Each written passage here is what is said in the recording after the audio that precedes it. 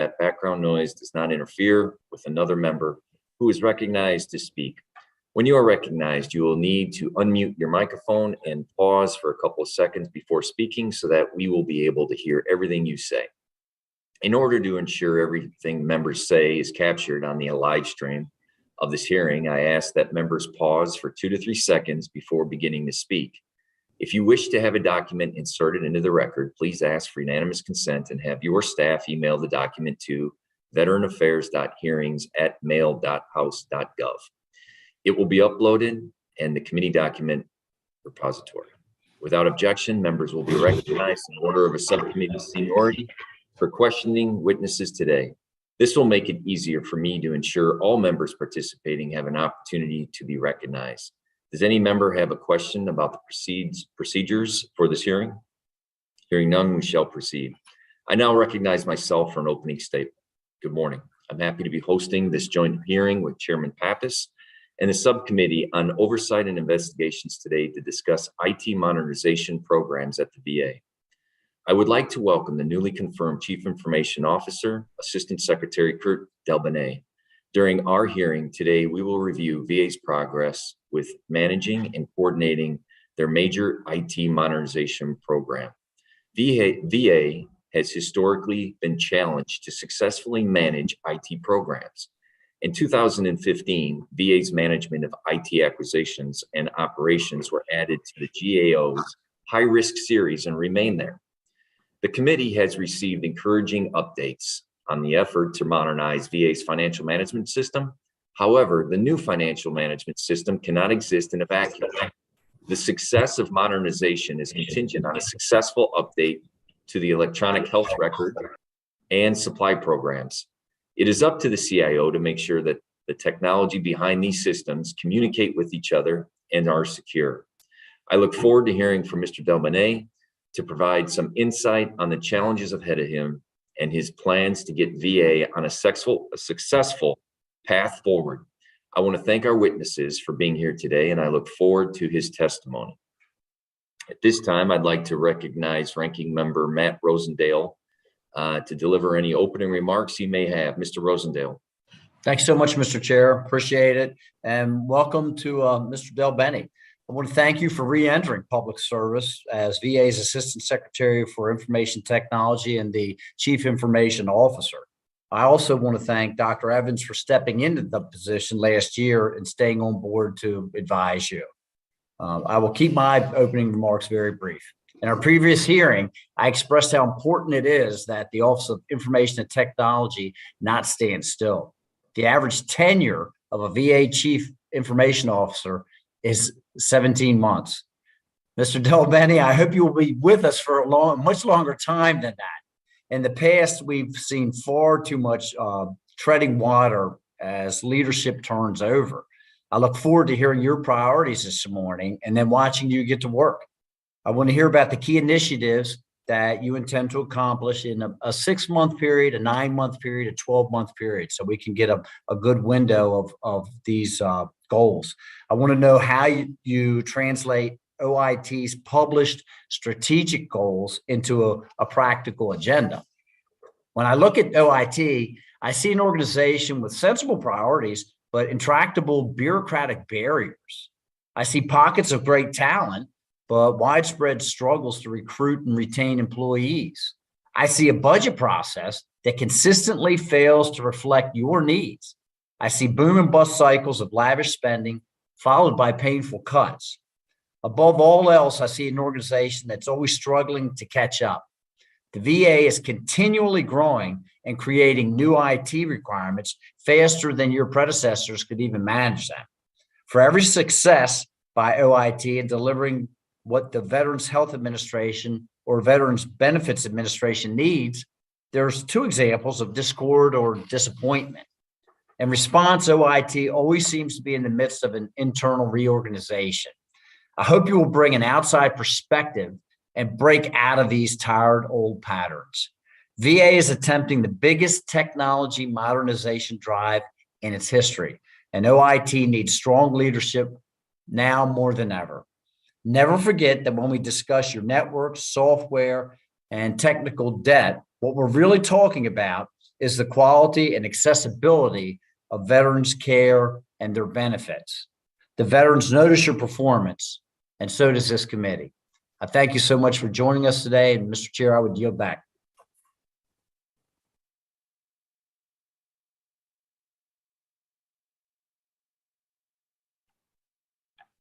Thank you. At this time, I would like to recognize my colleague, Chairman Pappas, to deliver any opening remarks he may have. Chairman Pappas.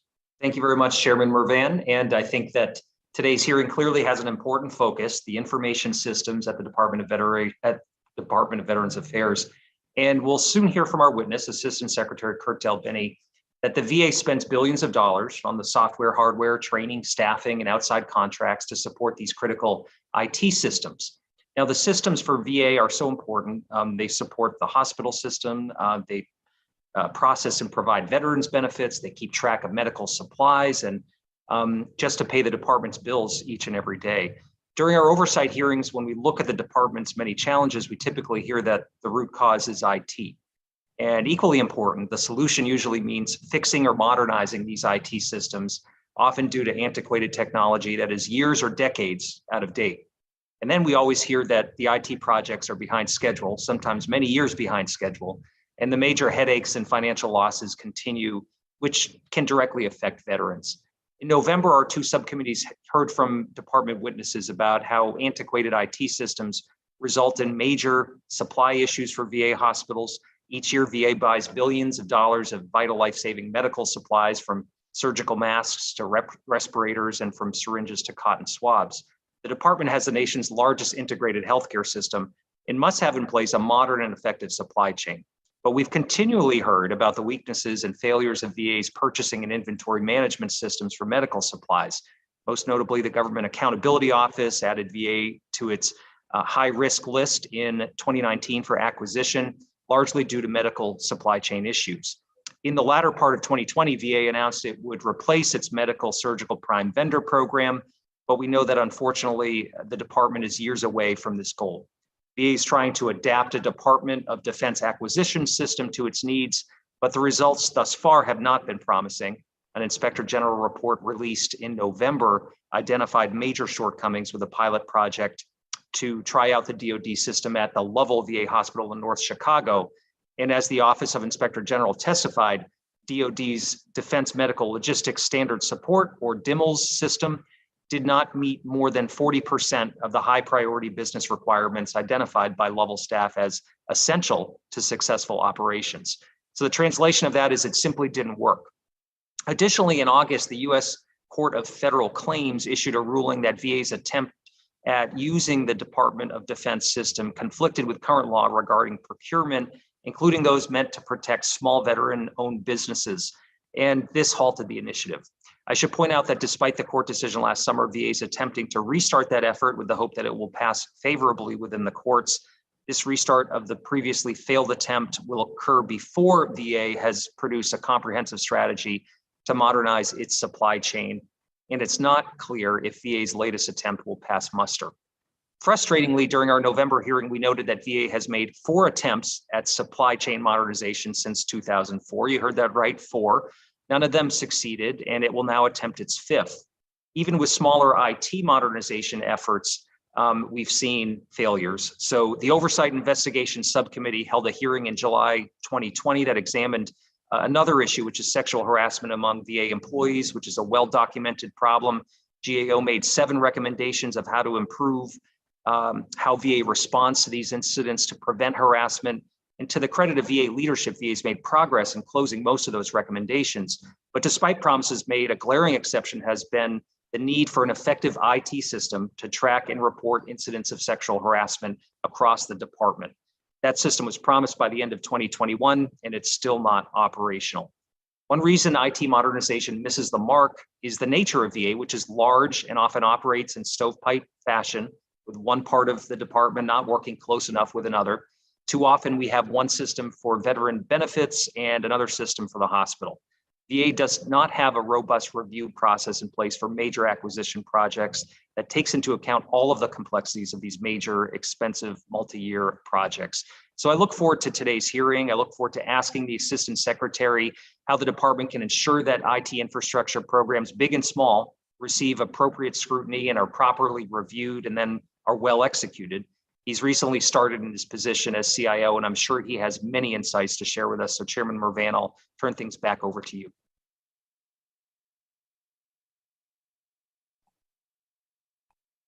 Thank you, Chairman Pappas. At this time, I would like to recognize Ranking Member Mann to deliver any opening remarks he may have. My good friend, Mr. Mann. Great, thanks, Mr. Chairman, and thanks for doing this morning. As the last in the train of opening remarks and knowing we have votes called here, much of what I want to address today has already been mentioned. Therefore, I'll keep my remarks brief so we can hear from our witness a little bit. Congratulations on your confirmation as VA Assistant Secretary of Information and Chief Information Officer. In the past decade, as was mentioned, the Office of Information Technology, OIT, has had 3 permanent and 6 acting CIOs. I won't call it a revolving door, but many people have walked in and have walked out over the last few years. Despite good intentions, short tenures have undermined OIT's long-term initiatives and left the office without consistent leadership, while the rest of VA, in my mind, grew out of control. Mr. Delbene, you are now in charge, and I'm optimistic that you will bring unique skills and perspectives from the private sector. Today, in addition to the points raised by my colleagues, I would like to hear your assessment of VA's bureaucratic processes. To me, there's a web of red tape, even compared to other federal agencies. In addition to law and regulation regarding IT, your office has extensive internal procedures dictating interactions with the Veterans Benefits Administration, Veterans Health Administration, and National Cemetery Administration. They are your clients, but you are also their policemen. You have to please them and also make them follow the rules. When OIT and other organizations don't work well together, IT projects fail, technology is uncoordinated, and resources get wasted. I know it is not an easy task. In the Oversight and Investigation Subcommittee, we too often hear about struggling IT projects impacting VA operations, only to realize OIT is not driving them or even involved.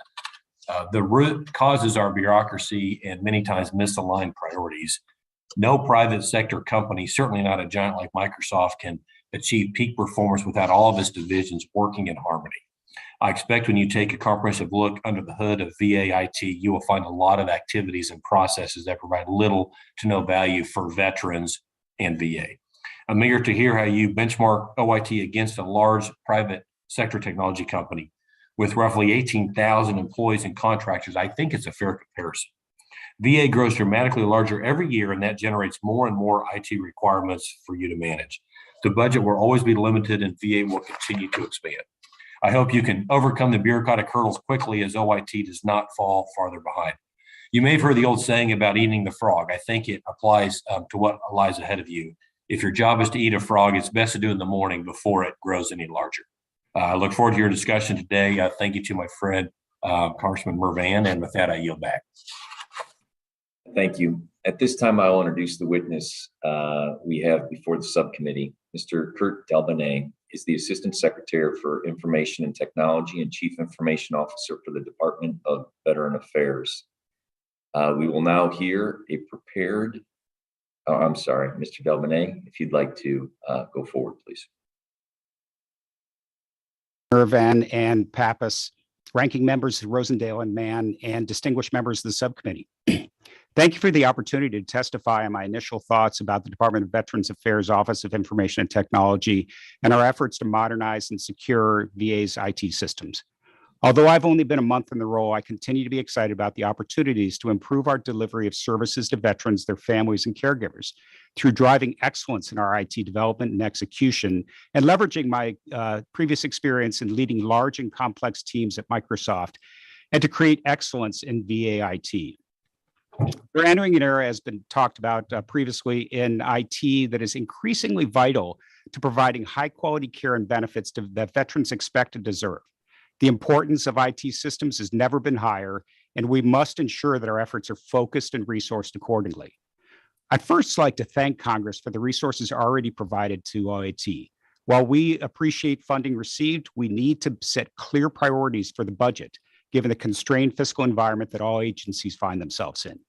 Moreover, as new veterans legislation is enacted, such additional benefits like toxic exposure, we need to make sure that the necessary IT resources are provided so that these new programs can be well executed without negatively impacting existing initiatives.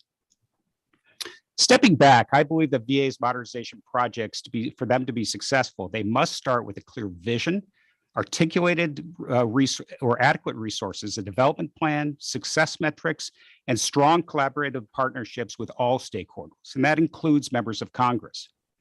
For such a stakeholder-centered vision, project plans can be then developed using agile methodology and maintaining an up-to-date list of project priorities. OIT has established the foundation for this operational approach, but we're still early in the journey. A good deal of my focus over the past month has been understanding where we are in that journey and to help the team hone our approach to achieve a level of clarity and sophistication that's common in the commercial engineering field. During the past month, I found the team to be dedicated to the sacred mission and trusted to us and really eager to excel. In my time so far, a few themes have emerged, which I highlight in my written statements. First, engineering excellence is a critical discipline of continuous improvement in how we execute our mission. It's the process of stepping back and looking at how we work and developing priorities and action plans to improve that execution. For this, we need to consider a number of questions that have come up recently. How do we best do software and services development in an environment that's heavily outsourced to contractors? How can we continuously prioritize our work to assure that we are delivering on the most important capabilities for our stakeholders? How we resource our work, especially addressing the extensive backlog of systems modernization needs the department. It's been talked about by other members. How do we create and operate a highly reliable infrastructure? And how do we develop, organize, and reward our highly capable tech workforce to deliver on the department's mission and vision? As I alluded to earlier, resource allocation is a complex topic in our environment with competing demands and often limited funding sources. It's critical that we create and maintain clarity with each OIT work portfolio of the project priorities and funding levels. I believe we have an opportunity to drive greater clarity in resource allocation in this area. Cybersecurity is paramount to the success of VA's mission. We need to complement the administration and legislative directives with clearly articulated vision, a roadmap, and metrics that represent VA's cybersecurity strategy and their current posture. The directives presented to us are critical input to that strategy and a key priority for us, but it's critical that we contextualize it to the VA and that everyone in the team internalize the strategy and use it in their decision-making. To deliver end user expectations of OIT, we must establish user satisfaction and other experience-centric metrics at the foundation of everything we do, from scorecards to feeding our continuous improvement efforts. OIT is supporting three critical interconnected modernization efforts as well: the electronic health records modernization, financial management business transformation, and supply chain modernization. OIT is working with the VA partners to implement these three vital initiatives. I've established a close working relationship with the Chief Acquisition Officer and the new leadership of the EHRM Integration Office, and we'll work together to ensure success of these programs. We'll also continue to support successful IFAM's rollout across the VA. So in closing, despite only being a few weeks on the job, I'm more excited than ever about the path ahead and helping the VA to improve our customer experience and outcomes for veterans, their caregivers, and their families, and to work with the talented VA staff who come to work every day to serve them. Chairman Mirvan and Pappas and ranking members Rosendale and Mann and the members of the subcommittee, thank you for your continued support of the VA and our mission, as well as to the opportunity to testify before you today. I look forward to responding to your questions. Thank you, Mr. Delbene. And at this time, subject to the call of the chair, the subcommittee is recessed.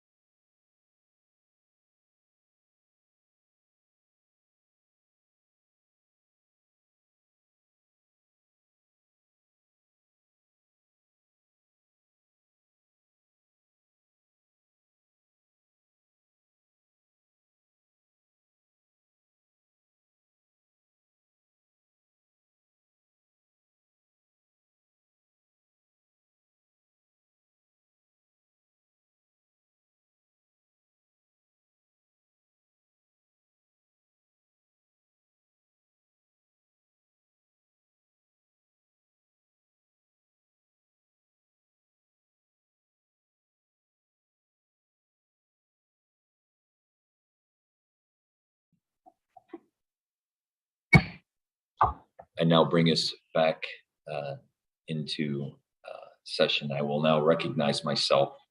Thank you, Mr. Delbene, for waiting as we went to go vote. And I will recognize myself for 5 minutes for questions. VA is currently attempting to execute at least 4 major IT modernization programs at the same time. As I'm sure you've seen, VA has experienced numerous challenges with the rollout of each program. A topic that has not been sufficiently addressed is the management and coordination across programs like EHRM, FMBT, and the supply chain modernization.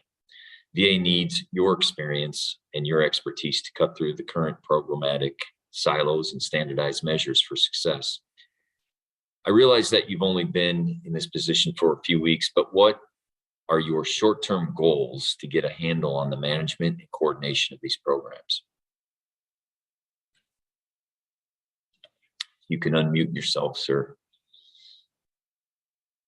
Maybe it's in the studio. We're good now. Okay, great. Yes, sir. So thank you for the question. It's a good one. I think the first thing you have to realize is there are certain responsibilities that our organization OIT has to deliver the infrastructure for each of those. And so getting to excellence there, having measures of success, deployment readiness measures, et cetera, is first and foremost. And then I've engaged with each of the leadership teams on those other projects to make sure that I understand where they're at, that I understand, if there's going to be cross dependencies, are we addressing those? And so really just engaging with each of those programs, I think, is the next thing that I need to do. And then the third thing is there are certain responsibilities via programs like FITARA, where I have an opportunity and an obligation to make sure that I think things are driving in the right direction. And I think I've gotten myself integrated, or I have gotten myself integrated into that approval process, which gives me a place to kind of step back, understand where things are, call on the weekly meetings that I'm having in a lot of these programs, or monthly, and make sure that I think they're on track.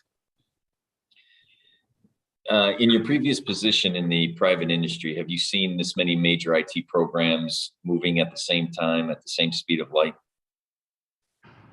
I've seen a lot of programs running at the same time. This is a lot of programs to be running at the same time. I will say that it requires a lot of coordination, as you mentioned. And it requires a lot of focus. It requires proper resourcing and kind of critical path management to make sure the right decisions are made at the right time. But it's a lot of change in a narrow period of time. And then given the natural interdependencies of sharing data between the financial systems, the health record system, and the supply chain system, which in your opinion should take precedence on execution and implementation? Point of clarification, of the different programs, which ones should take precedent? Of the natural interdependencies of sharing data between the financial system, health record system, and supply chain system, which should take precedent on the execution and implementation. So which is most important? Gotcha. Which will be the priority of what you'll be looking at? I think at foremost, you have to step back and say our primary goal is to serve veterans. And so I think those veterans facing sites such as healthcare are critical to make sure that they're working well. I don't think it often gets to be an either or, but if you set it up as we have to make a decision one versus the other. I think the patient and the veteran comes first. Following up on those programs, I just have a question on the infrastructure of IT. Is that an assessment? What I mean by that is making sure that we have the infrastructure in place to be able to hold up or implement these programs, and the technology investment that we're making and the assessment of such. If you can elaborate on that and how you'll go about assessing the current IT that we have as a structure.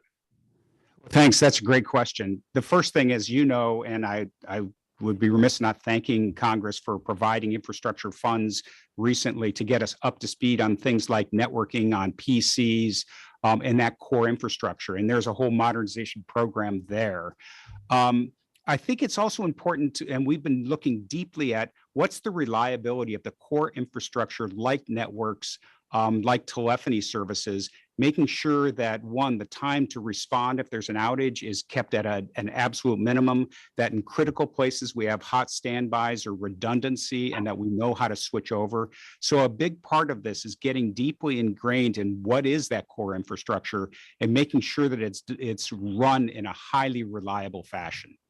And I think the team would say I've been very immersed in that question in just a short period of time. Thank you, sir. At this time, I yield back, and Chairman Rosendale, you are now recognized for 5 minutes for questioning. Thank you, Mr. Chair. Mr. Del Bene, again, thank you so much for joining us today. We're trying to make sure that we best utilize the resources, obviously, that are sent through the VA. In your testimony, you noted that resource prioritization is complex and important, and I do agree with that. But I think it goes without saying. Can you expound on where OIT can prioritize its resources better? And thanks for the question. It's a good one, and it's a thing that I've spent a bunch of time thinking about and talking with the team. The first thing is getting clarity within the work gets broken into portfolios and then underneath particular product lines, if you will. I think we need to get clear understanding of what is funded and what isn't, and understanding what the resource allocations are in each of those areas. That's job one. And then we can identify for those areas, do we need more resources, or is there a reallocation of resources that can be done in one of the portfolios? I think you have to step back and say, are there some places that are overly funded? I don't think there are that many of those in a scarcity situation that we have, but is there an opportunity to balance across the portfolios? But the third thing is it's all dependent upon having great engineering or business accounting that goes with that aids the decision making. And I think getting a greater degree of clarity of where the dollars are allocated to particular programs is, I think, what I was alluding to, of that decision support can be improved. And I'm glad that you brought up the engineering, because you emphasized the goal of engineering excellence, quote, environment of heavy outsourcing to external contractors. Part of engineering excellence is having at least a few internal teams of top flight software developers. How are you going to do that, and which areas do you think are most important? And so I do think, first and foremost, just given the numbers, I think getting our technical staff deeply integrated at a higher degree than historically with the contract organizations, so they act more as one, and we have deep knowledge of how they're doing and where there are opportunities to improve. I think that's job one. I agree with your point that we also need the opportunity to have software development internally. We have that within our CTO office, and work is going on there. We have it in our DevSecOps organization.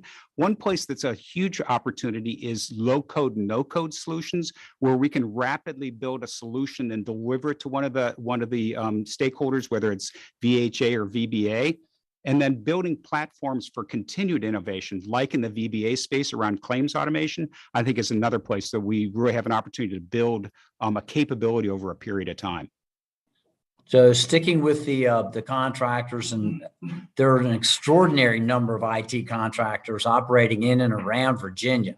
All contractors, as you well, not equal. I see the same names, however, winning work year after year, regardless of their records of success or the value that they provide. I also see a bias towards big entrenched players. What are your expectations of those contractors? Well, great question. I think we do need to hold them to a standard, and that standard is in terms of delivery, and it's in terms of efficacy and efficiency in that delivery as well.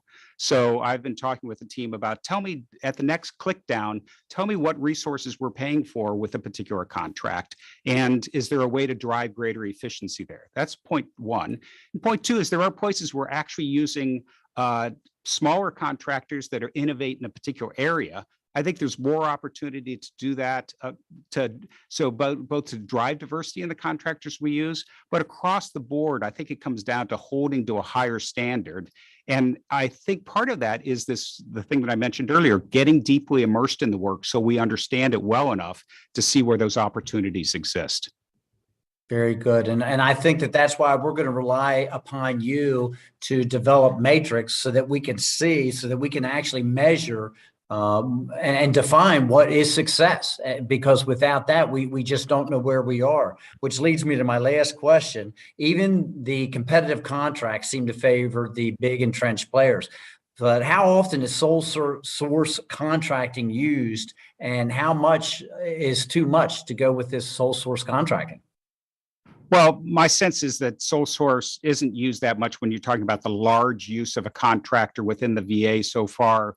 But I think your point is that we should have competition there, that we should make sure we're driving excellence in the contracts that we do use, and that we should be open to having others that have good ideas involved. And I wholeheartedly agree with that. Good deal. Thank you so much, Mr. Chair. I would yield back.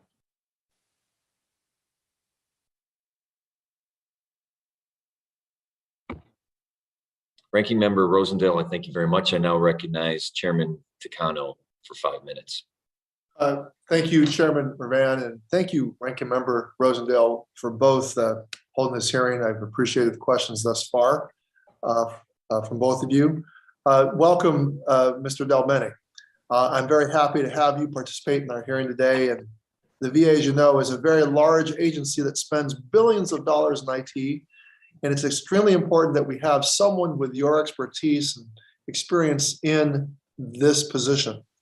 As the chairman of the Veterans Affairs Committee in the House, I make it a point to be involved personally with the Technology Modernization Subcommittee because of the importance of IT modernization to the care and benefits that we provide veterans, and because anytime we enlarge or introduce a program, IT is certainly a part of the implementation. While we spent a lot of time discussing EHRM and supply chain modernization, I wanted to bring your attention to the importance of modernizing and investing in the Veterans Benefit Administration IT systems. From discussion with my staff regarding the IT budget reviews, it's apparent that VBA has lagged in the total amount of spending and attention it has received to modernize its IT. My top priority this Congress is to successfully pass the Honoring Our Pact Act, which will improve healthcare and benefits for veterans exposed to toxic substances during their military service. From my previous experience with passing the Blue Water Navy Vietnam Veterans Act last Congress, I know that we need to be thinking about thinking now about providing the infrastructure at VA to support their staff with quickly and efficiently processing new claims and getting benefits to veterans. And even before that, we know that Secretary Shinseki enlarged eligibility for such claims for PTSD. And we experienced a huge backlog then. So I hope we learned from those experiences. I would like to start a dialogue with you as soon as possible to determine exactly what the VA needs to support this incredibly important legislation.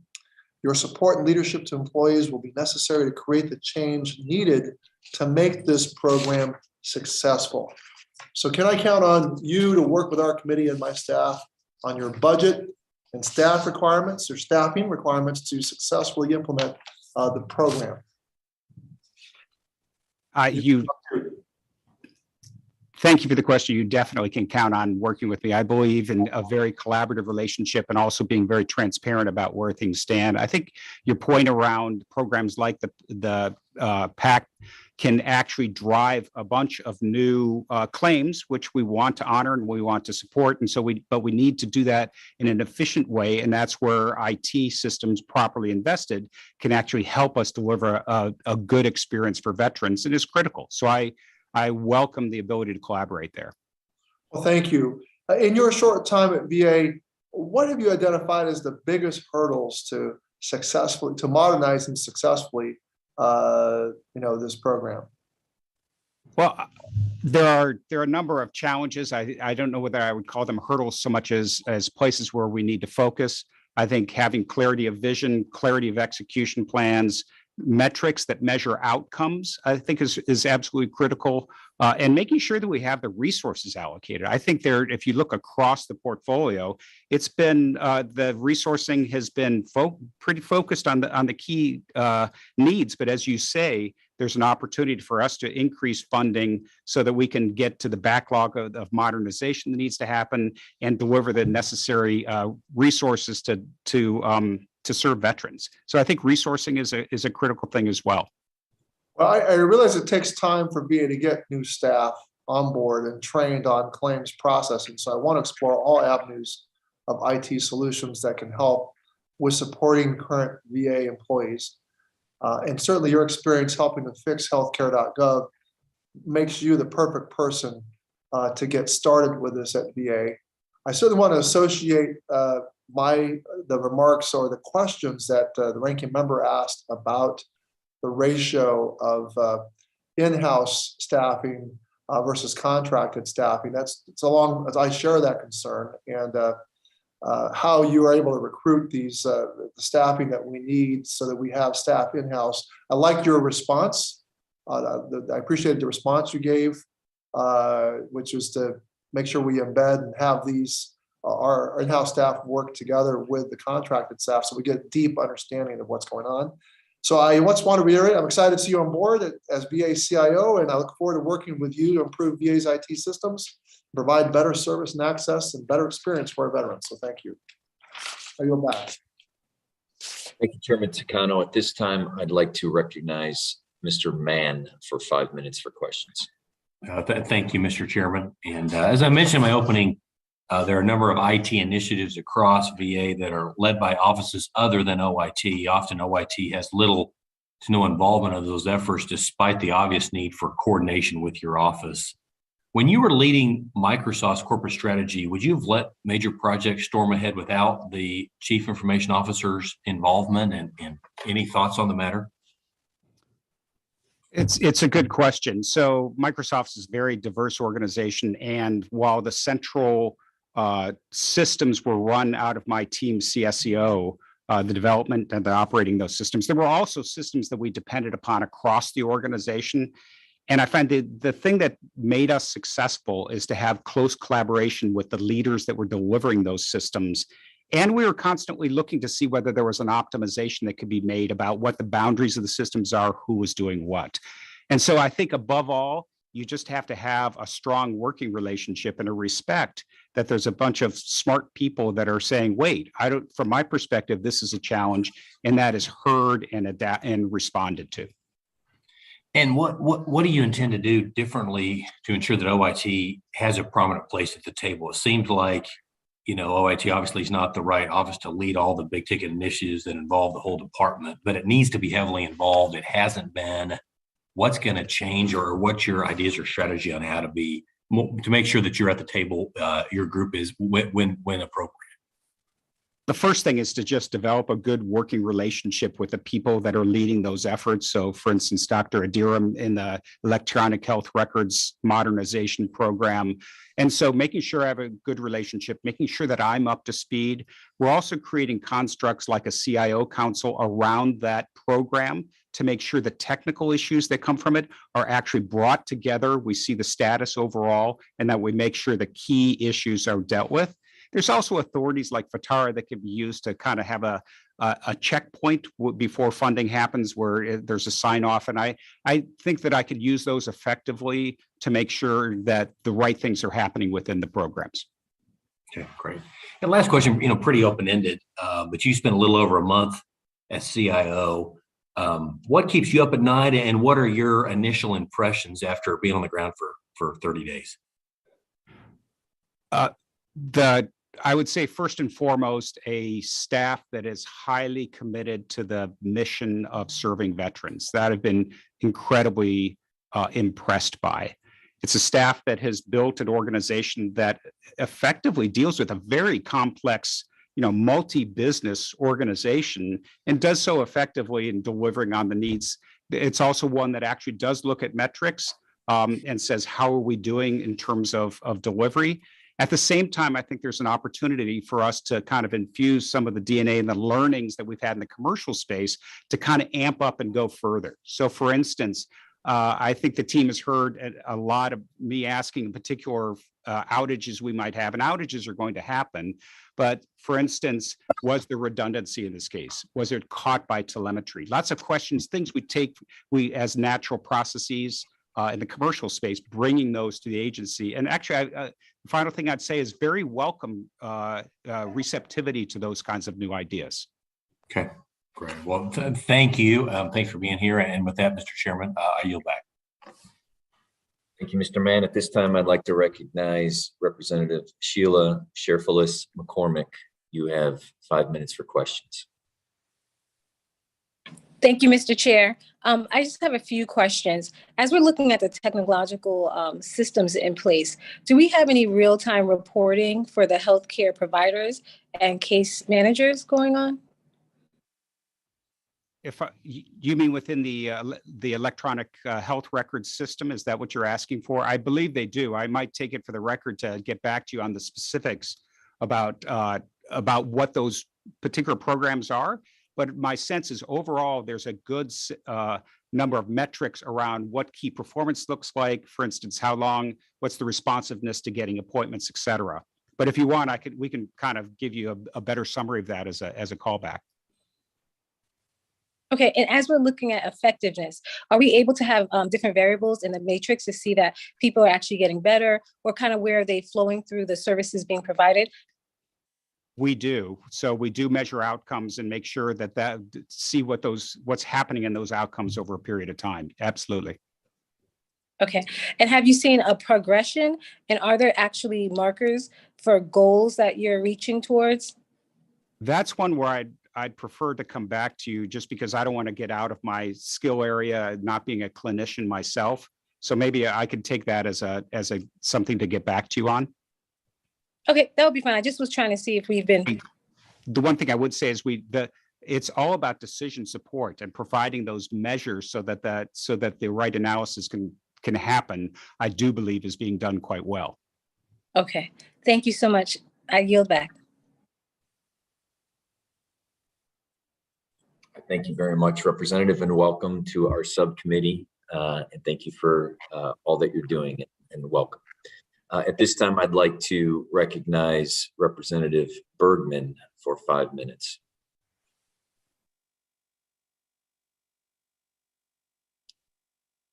Representative Bergman, for some reason, we're not hearing your audio.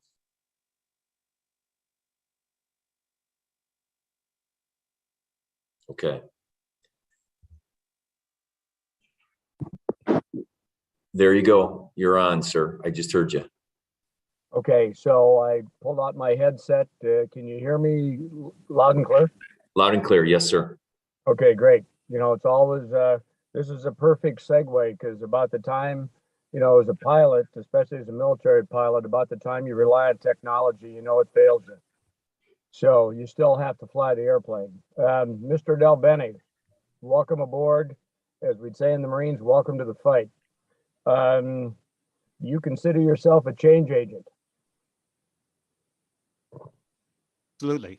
I believe in focusing on the fundamentals, figuring out where our processes are today, and absolutely driving improvement across the board in terms of the systems we build, how we operate them, how well they serve veterans, and focusing on end user outcomes. So I would say overall, absolutely. So any thoughts on how you're going to tackle an organization as large as the VA, especially when you go outside of those who actually draw the paycheck, as you know, federal employees? And we've already talked about the contractors and the interactions with them.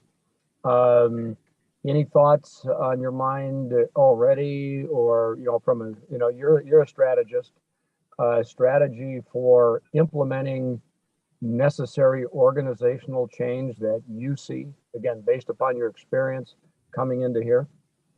It's a great question. To me, and this is true in a lot of different places in business and government, I believe as well, focusing on the fundamentals. And those fundamentals are both how we're executing today and getting very rigorous about going deep, for instance, and how we're doing in providing the infrastructure and making it highly reliable, fault tolerant, how we're doing in terms of security. That is absolutely critical. And I think actually just by digging in, and I talked about this engineering fundamentals, turning the crank, getting better and better over a period of time is key. In terms of what we deliver, it is literally about deep engagement with the stakeholders, making sure we have the right vision, making sure that's converted into a prioritized product plan, getting those measures of success right, making sure that we have the right resources allocated. For me, it's about, I honestly think it's not about coming in and say, we're going to shake things up and do things everywhere differently. It's about digging deeply and understanding how we're working today and how we can work even better to serve veterans moving forward. Okay. Any thoughts on, for the longest time, when service members left the Department of Defense, they really kind of dropped into the abyss, whether it was after, initial active duty contract or at the end of their 8-year obligation or some level of reserve service or after a 20+ year retirement. They really kind of had to crawl their way out with their own records and all of that to get themselves established in the VA.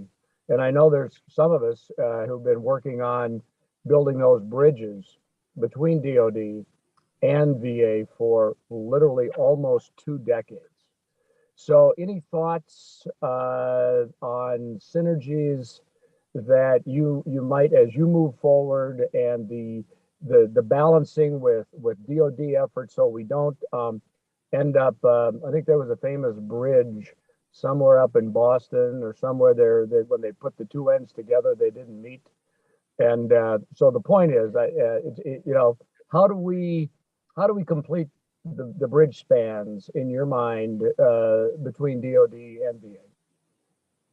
Great question. I think you start by thinking of the journey, if you will, the customer or user journey. And as they come from active duty into retirement or back and forth, we have to recognize that people go back and forth quite frequently from active duty to being a reservist or back. I think we can map that journey and make sure that it's easy on the veteran. We're making investments that make that easier, such as the va.gov portal, where you can see everything that's going on with the VA. We can also kind of make it easier for people once they leave service to understand that, hey, there are things like the portal to help them get connected to their retired life and the services that are available to them. And then the other thing, to your point around, we are working to have a common medical record between your time in the DoD and outside of the DoD. And that's going to be really critical in terms of being able to see your medical situation as it crosses over and crosses back. But I totally embrace the vision. Well, thank you. Just know that every member of this committee, not only the subcommittees, but of the Veterans Affairs Committee on both sides of the aisle, is committed to doing the right thing for our veterans. And at the same time, we're relying on folks like you in the leadership roles to bring that private sector expertise in not only strategy, but implementation of those, items that you decide are your, A, B, C, D, 1, 2, 3, whatever it is, your priorities. So we have one rule in our office, and that is bad news doesn't get better with time. So the point is, when in your position, if you sense something, see something, hear something, please engage us right away so we can keep a little brush fire from becoming a forest fire, because it's all about services to the veterans and their families. So with that, Mr. Chairman, I yield back. And again, welcome to the fight, Mr. Del Bene. Thank you, Representative Bergman. And I love that advice about bad news not getting better over time. I'm going to utilize that if I could. I appreciate that. At this time, I'd like to recognize Representative Underwood for 5 minutes. Thank you, Mr. Chairman. Today's joint subcommittee hearing is a reminder of the critical importance of the VA's IT infrastructure in determining the effectiveness of programs designed to serve our veterans. If we don't get the IT side right, it could mean that our veterans don't have access to the timely, high-quality healthcare they deserve, or the benefits they've earned, or the support they need as they navigate the VA's oftentimes complex systems. A prominent example of the VA's IT challenges has been the implementation of the Electronic Health Record Modernization Initiative, which has faced unacceptable setbacks and delays. I am glad our committee continues to carry out oversight efforts to ensure that the VA gets this program right. The Health Record Modernization Initiative is one of the many IT challenges the VA is facing. These issues touch every corner of the department and affect the lives of every one of our veterans. Assistant Secretary Del Bene, Chairman Takano asked about hurdles to getting the VA's modernization initiatives back on track And I'm encouraged to hear that you've already identified the main challenges you need to focus on. What do you need from Congress to address those hurdles? Well, I think first I would say that you being engaged in that discussion and having a back and forth to figure out, understand, and we want to be very transparent about how things are going and have that dialogue. I think that's first and foremost.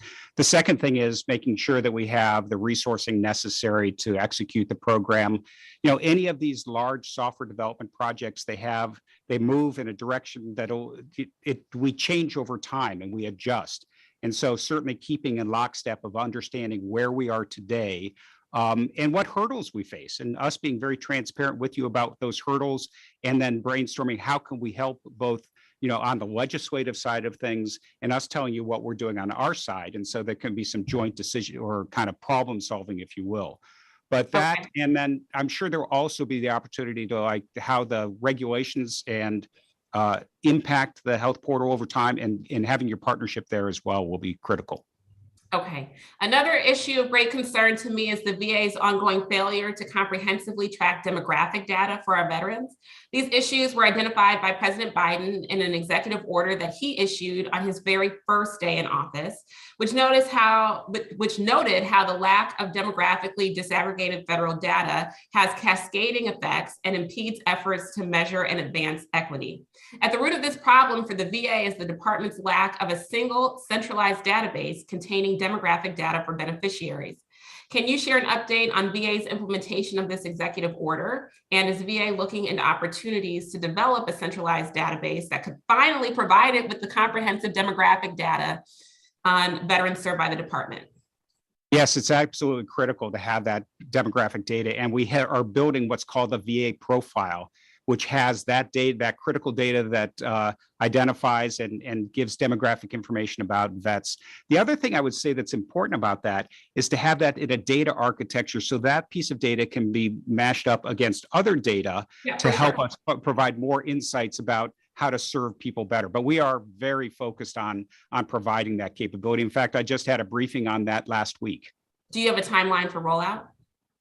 I can get back to you on the specifics of that timeframe, but I thought actually a lot of the capabilities, at least internally, is available. It's a matter of how we plug that into the various systems, and a lot of that is ongoing.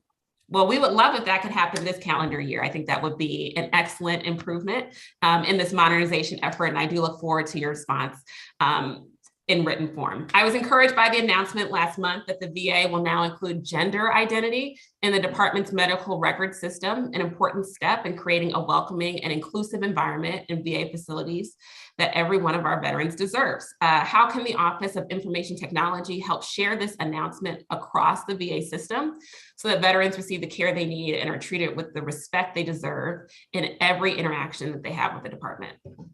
Well, it's a good question. I would probably want to get back to you to talk to our communications folks on how we want to share that information is now built into our systems. But I wholeheartedly support the idea of, you know, let's let veterans know on how we support them in having this identity within their records. Well, Mr. Assistant Secretary, I think that's right. There's two parts of that, though. There's the operational component where the clinician needs to ask the question and then log it in the system, which is an important step, as well as the communications around the values around inclusiveness. And so I would not just solely defer to the communicators because we need that to be operationally deployed and have universal uptake to ensure that those most impacted can feel that the VA is an inclusive, welcoming environment. Thank you so much, Mr. Chairman. I yield back. Thank you, Representative Underwood. At this time, the chair recognizes Chairman Pappas for 5 minutes of questions. Thank you very much, Mr. Chairman, and thank you, Mr. Assistant Secretary. It's really good to have you here. And I want to first start by talking about supply chain modernization, which the committee has spent a lot of time examining. As I mentioned in my opening statement, VA system for buying and tracking supplies is antiquated, and it is ineffective as well. Waste not only money, but even putting veterans at risk when medical and surgical supplies aren't there. So I realize you've been on the job for a short time, but I want to know a little bit more about what you've learned so far about VA's planned solution for modernizing the supply chain, which goes by the name DIMLS. Well, thank you for the question. I agree with the notion that we have an opportunity there to be state of the art in terms of how we manage our supply chain. I think everybody in the organization believes that. Demos, as you know, is a solution that's provided by the DoD and is used in the DoD. There are obvious opportunities to, if logistically it's possible, to share the solutions across DoD and VA. We are exercising that system, understanding its capabilities. As you know, in manned grand staff, we've had some engagement with there as well as in a clinic in Chicago. But I think rightly so, our chief acquisition officer has said we should also step back and look at what the different options are that are available to us to make sure that we're making a conscious decision based on the requirements of the program, and end up with the best solution for our supply chain solution at the VA. And so that's what I'd say. One, we're looking deeply at how Demos works. We're also looking at other commercial solutions that might be available. And we want to make sure that we make the right choice there because it is such a critical decision, as you mentioned. Yeah. And can you tell us a little bit more about how you see your role in determining that long-term solution? Does your office have the authority to say no if you determine the IT aspects of a supply chain modernization contract just won't work? And I think there's a number of elements. I think there's a technical aspect of whatever solution we deploy, and our team will be engaged there. There's second, I've worked on a lot of very large development implementations in my history, and I think I have a perspective that I can lend in conversations to say, have we thought about this or have we thought about that? And so I'll engage with the teams on that one as well. I have a good relationship with the chief acquisition officer in that regard, and our team will be engaged in that analysis. And then finally, as you mentioned, at the end of the day, I have the opportunity to review it and decide whether those allocations make sense. Well, thanks for that. And I think we want to make sure we have a clear understanding of the lines of authority for approving major acquisition decisions. You elaborated on that a little bit, but I don't know if there's anything more you could add about the authority of the CIO, the CAO, the CFO, and where that all comes into play to pause or stop programs involving IT that just aren't meeting objectives. It's important to say it's a balance. I mean, the chief acquisition officer has the responsibility to drive the analysis for key acquisitions. And I think having that great partnership is really important. At the end of the day, there are responsibilities of the CIO to sign off on the finances of a particular program. And I have an opportunity to look at those and say, do I believe that this is money that's being spent in the appropriate way? But you have to use it in a collaborative fashion with the other stakeholders. It wouldn't be as effective if all of a sudden you just raise a red flag and say no. Better if all the right analysis happens at all the right times. Just want to change gears a little bit. I mentioned in my opening statement about a hearing that I co-chaired in July of 2020. The GAO detailed at that hearing why incidents of sexual harassment are widespread throughout the department's hospitals and other facilities. And VA leadership clearly needs to continue to take action. Some important steps were described. We're at the beginning of making sure we're seeing good progress there. One critical solution GAO identified was that VA is still in need of an effective system to ensure that all incidents of sexual harassment are reported and properly handled. It's by no means a large IT project by VA standards, but GAO has noted that the new IT system is not yet operational, even though VA promised its completion last year. So I'm just wondering, what is it that delays projects like this one, and how can various parts of VA, from the hospitals to benefits processing to the cemeteries, all work together to meet deadlines and implementing systems as straightforward as a case tracking system in this case? It's a very good question. Thank you for it. It turns out, and I have reviewed what the current state is of our reporting systems. All the different parts of the VA have reporting systems. They just have different ones. And so there's complexity there, which you can debate whether that complexity is too much. But what we need to do is to bring those together into a single way that we can have a left to right view, if you will. And so that's where we're focused on. We have a task force working on that, and they do perceive the urgency of pulling that together. But I just wanted to reassure you, there are systems within the different parts of the VA where people can report these cases of sexual harassment, and they can be triaged and worked on. Thanks for your comments. I yield back. Thank you, Chairman Pappas. At this time, I recognize myself for 5 minutes. Mr. Del Bene, after our hearing last session on the IT budget at VA, our subcommittee requested deep dives on each of the program areas to get a better understanding of what projects OIT has in its portfolio and where there may be funding gaps. I apologize. I'm happy to report to you that the staff at OIT and the acting CIO, Dr. Evans, provided an incredible amount of information and transparency. It was a lot of work and time invested, and I'm greatly appreciative of their efforts. One area of the IT budget that we found concerning was a decision last year to significantly decrease the funding for VA Profile. VA Profile was established as the authoritative data source for veteran contact information and empowers veterans to update their information through all integrated customer service points of entry. Accurate and complete data is extremely important to ensure we are investing in resources that our veterans need and that all veterans are accounted for. I'm encouraged that Secretary McDonough has made a major contribution by expanding information that veterans can contribute to include either gender identity. I think that we can do even more. My question is, would you agree that accurate collection and communication of data across VA is fundamental to the success and usability of these large IT programs? Absolutely. And to your point around VA Profile, I think the most important thing is to focus on one. We believe it's a critical capability to provide this capability both for internal analysis and for the veterans to express their particular demographics as well. And that work is still progressing apace. And so that's the thing that as I said, I just had a review of that last week. And the feeling is that we're integrating in with the key systems and the right deliverables are happening. Would you be supportive of more efforts to standardize veterans information across VA and providing them a system comparable to what is provided by the DoD? I would generally say that the standardization of information, as long as it allows the proper expression of individualism, for a particular scenario, is a good thing to have, because then you can do analysis across the broad category of veterans and make sure that they, for instance, have the services that they need. And by doing the right categorization, you can help do that, and standardization. I'm not familiar what the DoD does in particular in this area, and I think I'll take that away as something to look into.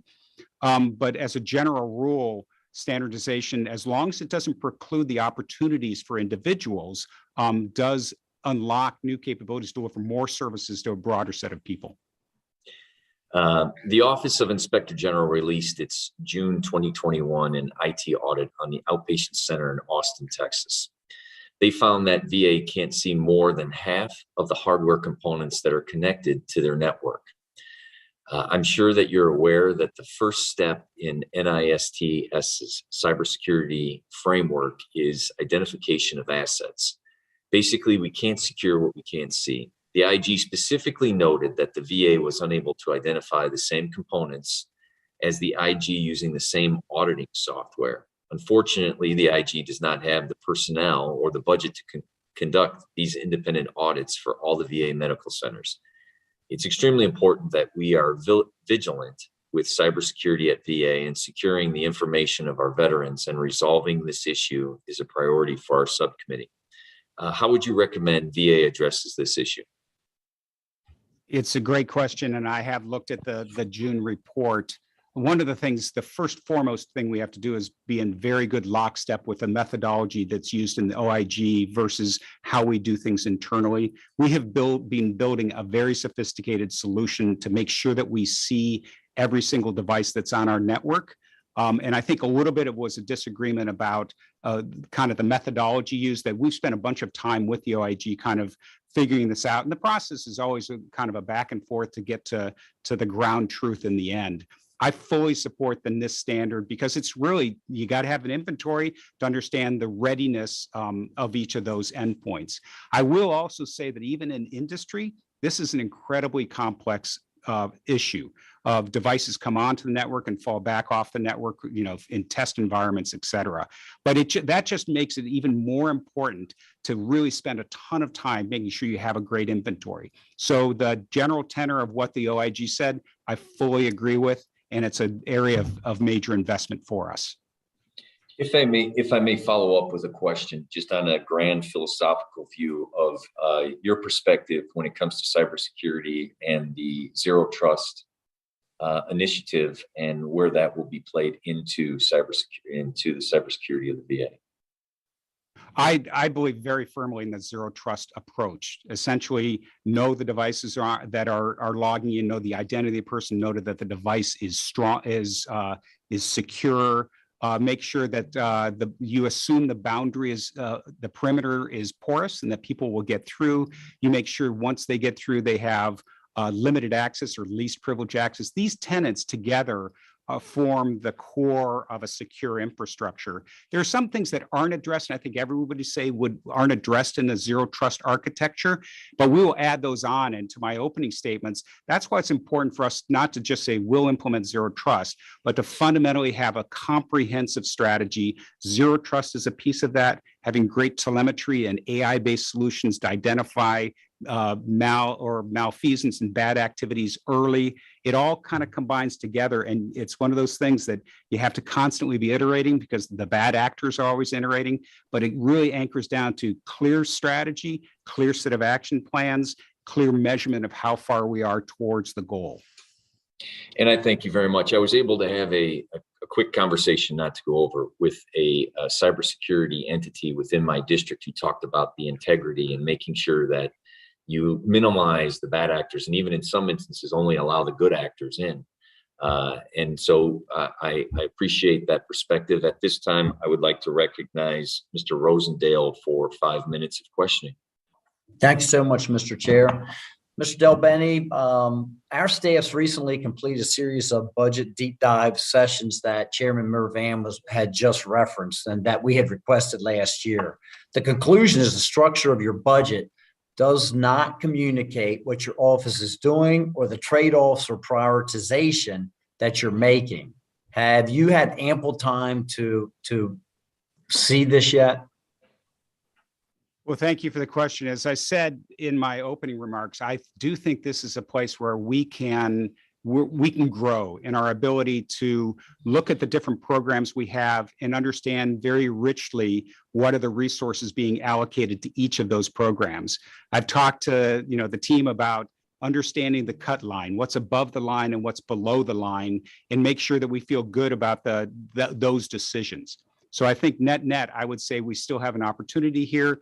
It's a place of prioritization for me. It's always been a place of prioritization for me, even in my time in the private sector as well. I think people would say that I had a placemat that would tell me every single program that we had in my organization, what the resources were allocated. And you can look at it and say, does it intuitively make sense? Does it make sense in the details as well? So wholeheartedly agree with you on the importance of that. And that's what we need so that we can actually perform our duties in oversight. We can't do that if we can't see what those priorities are and how many resources are being dedicated to it. So I like to say that there's a difference between allowing folks to speak and then listening to what they have to say. There's a lot of very polite people that allow you to speak, but they don't really listen to what you say. So will you commit to considering and responding to the conclusions once we deliver those to you? I will. I think it's I like your analogy. It is a back and forth conversation. And I think we learn that in a lot of places. The best collaboration is one where the perspectives of one side are expressed. We kind of give you feedback on those and iterate. And I very much look forward to having that kind of a conversation with you. Very good. I understand you recently lost or about to lose roughly 300 employees who were hired using the CARES Act funds. This is related to the continuing resolution, but it seems to have happened before any action on the current resolution. Did this in fact happen, and what will be the impact of this? What would you be able to do about it? It did happen, and we essentially looked at where the budget was trending and took actions where we needed to because of the continuing resolution. And so I would just ask for the help that all those in this hearing can provide in getting us to a stable funding source. The CR sets that funding at last year's level. In 4 weeks, I'm not an expert in this, but that challenge, because 22's budget was higher, puts us in a very difficult situation. And it will only get more difficult over a period of time unless we get this resolved. And I'm glad you're talking about predictable funds and budgeting. That leads me to my next question. Are you familiar with the transformation fund? Okay, so I was skeptical about the transformation fund personally. Yeah, I served on finance and claims in the legislature, and I've seen these accounts build up and then get drained again. The ability to bank that unspent money, most of it from medical services, could create an incentive to siphon that money off of medical services. But OIT is already relying on it this year, and next year the budget would fall apart without it. What are you going to do if the transformation fund ends? Well, first, I think it's important for you characterize the situation well in terms of it's become something we're depending upon in fiscal year 22. I think we still have a discussion in fiscal year 23. The ideal thing is actually not to depend upon the transformation funds, but to put that in the base budget. I mean, we've had discussions about what the level of spend in IT is in the VA versus the rest of the agencies, and it is much lower. And we need to kind of raise that base budget to a point that's commensurate with the complexity of the organization and the sheer size of the organization as well. And again, this is where that information from the deep dive that we did, when we can see where the funds are going, what the priorities are, and identify if in fact we can shift some of those funds around as well. I mean, you all have a responsibility in terms of our financial funding, and I want to make sure we have a cooperative relationship there. Thank you. Thank you, Mr. Chair. I see I'm right on the button. I would yield back. Thank you, Ranking Member Rosendale. And I just want to reiterate before I recognize Mr. Pappas how important it is for us to make sure that we get the CR taken care of and have funding operations that are consistent for our agencies to be able to budget properly and move forward in the way that allows you to be disciplined and successful in what you're doing and taking care of the veterans. At this time, I'd like to recognize Congressman Pappas. Thanks very much, Mr. Chair. I just have a couple additional questions here, more big picture. The first one I wanted to ask about, I know that VA is one of only 2 agencies whose overall FITARA score, that's the Federal Information Technology Acquisition Reform Act, that the scorecard grade went down in 2021. And it was largely due to poor grades in a few areas: portfolio review savings, modernizing government technology, and cybersecurity. So I just wanted to bring that to your attention. I don't know if you've discussed it already, but could you talk a little bit more about this particular scorecard? I know you've related to us a number of plans for to address deficiencies and move the agency forward, but wondering specific to this scorecard, what should we be looking for? Well, the first thing I'd say is the measures that they involve in the scorecard to me are the most important things. And so this notion that we would do portfolio reviews and look for cost savings, absolutely critical, constant, continuous operation that I think is important, the team thinks is important as well. Similarly, we've talked a bunch about cybersecurity, that critical there as well. All of these areas that they talk about are really important for us in terms of areas to focus on. The particular debate about, or the measure that people use in any one of those areas that drives towards the score, I'm actually more interested in making sure we get better as an organization and that we take those dimensions and that we're driving an agenda that we understand in each of those agenda. I would love for our scorecard to not go down, but I'm much more focused on making sure that we get to excellence in each of those dimensions. Okay, I appreciate that. How long does it take to turn the ship? We've talked a lot about, big, long-standing projects. We've talked about just the limitations that you have in terms of resources, in terms of staff. As we think about, benchmarks and how we measure improvement, When do we start to see results? It's a great question. I think if we have a dialogue, we can talk about the successes that we've had over a period of time. In answer to your core question, though, I actually look at this as an incremental exercise that we can make good progress early on, but it's more about steering the ship in the right direction. I don't think we're heading in a diametrically opposed direction. We've got to change the direction of the ship. I think we need to focus it in, it's a matter of moving it a bit in this direction and then really kind of amplifying that. So I'll just give you a quick example. This ability to get into a deeper, rigorous analysis every time we have a system failure is something we can start exercising today. We don't have to wait to do that. And it isn't going to take us 6 months or a year, but the actual learnings and getting those synapses driven, kind of built together so that it's natural, that's going to take a little bit more time to do. But I think we can realize things immediately and then build on those successes. Okay. One final one. VA has an operations board. It's headed by the deputy secretary, includes the CIO as a member. Has it reviewed DIMLS, FMBT, and EHRM and improved these programs? And in addition to that, what about the VA executive board, which is led by the secretary? And if there have been reviews, what did they find?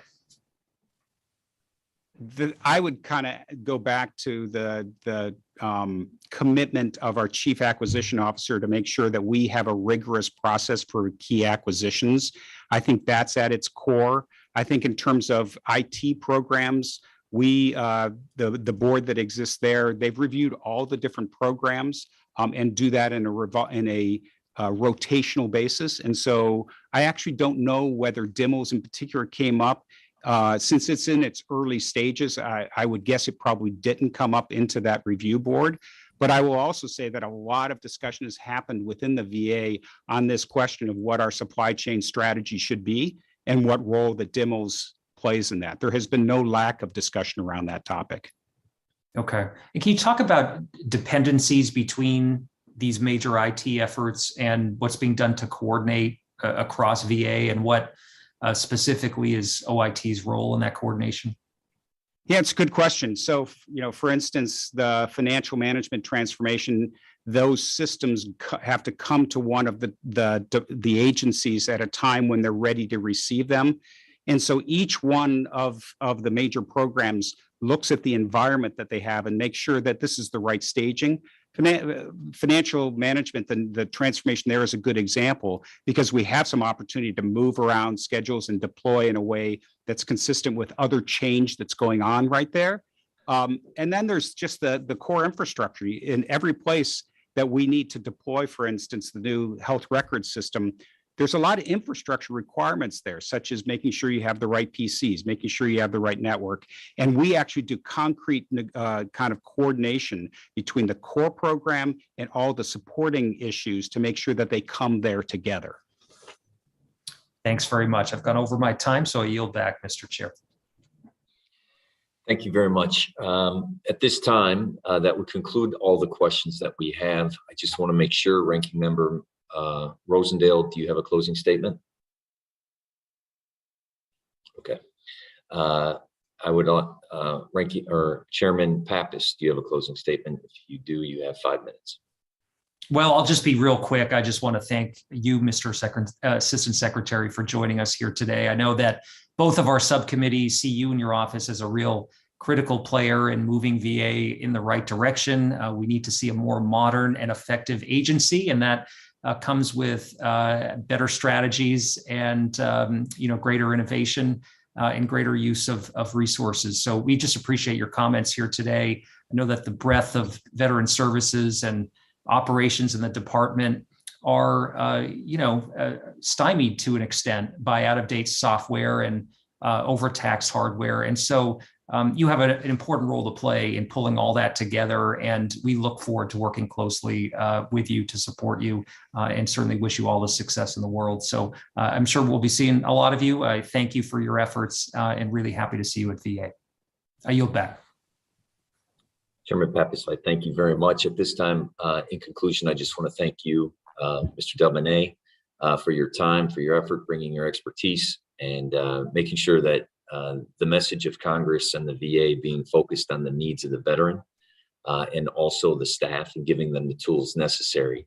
Through this whole process today, one thing that I recognized amongst many other things was you called the veteran the customer. And that is a welcomed approach towards what we are doing, because the most important aspect of what we're doing with IT is making sure that the outcomes, that the veterans are served when it comes to supply chain, when it comes to benefits, and when it comes to world-class healthcare. With that being said, I would like to thank you, our witness, for your participation today. I hope this hearing underscores how important I believe that the department's technology modernization efforts are, and the department's continued progress in program management and acquisition, as well as a deeper commitment of cybersecurity. I look forward to continuing this conversation and hope that we begin to see some real progress in VA's efforts to address these longstanding issues. With that, we are adjourned. I thank you all very much.